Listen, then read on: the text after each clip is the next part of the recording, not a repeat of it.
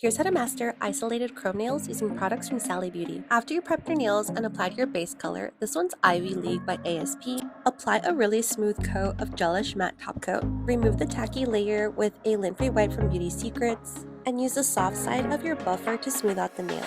And make sure the nail is squeaky clean. Then use Mini Mani Moo's Magic Mirror Chrome No Wipe Top Coat and mix it with Nail Boo's Dark Dream. Then I'm going to use a Beauty Secret liner brush to paint my design. Cure that for 30 seconds and gently rub on the gold chrome powder. The less powder, the better. Then you're going to want to use the clean side of your applicator brush to burnish it on the nail to remove any of that loose powder. When you apply your top coat, make sure you're very gentle with it so you don't rub off any of that chrome powder. I also really love using chrome powder for full coverage application. To do that, apply your base color. This one's Paint Me Oh So Modern from Finger Paints.